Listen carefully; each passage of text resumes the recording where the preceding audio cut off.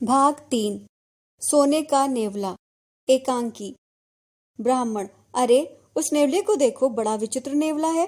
कमलानंद: ये तो आधा सोने का है, मैंने अपने जीवन में ऐसा नेवला आज तक नहीं देखा। युधिष्ठिर सहित सबका ध्यान नेवले पर जाता है। नेवला मनुष्यों के समान हंसते हुए: महाराज युधिष्ठिर, आप अश्वमेध यज्ञ करके धन आदि का दान कर रहे हैं, मुझे ये देखकर हंसी आ रही है। युधिष्ठिर: क्या मेरे दान में कोई कमी रह गई है?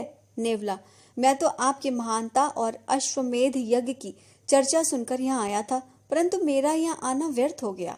यज्ञ में उपस्थित ब्राह्मण, पांडव और अन्य लोग नेवले की बातें ध्यान से सुनने लगते हैं। युधिष्ठिर: आप कौन हैं? क्या यज्ञ में आपको कोई कमी नजर आई है? क्या किसी ने आपका अपमान कर दिया है? नेवला: हे धर्मराज युधिष्ठिर, मैं साधारण नेवला हूँ। आप मेरा शरीर देख रहे हैं, ये आधा सोने का हो गया है। मैं यहाँ इसलिए आया था कि आपके पुण्य से शायद मेरा पूरा शरीर सोने का बन जाएगा, पर ऐसा हुआ नहीं। युधिष्ठिर: हे नेवले, तुम्हारा आधा शरीर सोने का कैसे हो गया? नेवला: यह एक लंबी कहानी है। ब्राह्मण: हे नेवले, हम सबको उस घटना के विषय में बताओ। नेवला: धर्मराज सुनिए। रामनगर गांव में मूलचंद नामक एक ब्राह्मण परिवार रहता था।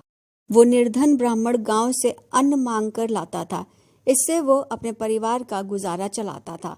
एक बार अकाल पड़ गया, खेत सूख गए। अब ब्राह्मण को खेतों में अनाज न मिलता, वह परिवार के साथ भूखा ही रह जाता था। इस तरह ब्राह्मण परिवार को 8 दिनों तक खाने को कुछ न मिला। ब्राह्मण पर दया करके एक किसान ने उसे 1 किलो गेहूं दे दिया। ब्राह्मणी ने उसे पीसा, उससे भोजन तैयार ही था कि उनके यहाँ भूख से व्याकुल एक निर्धन आ गया।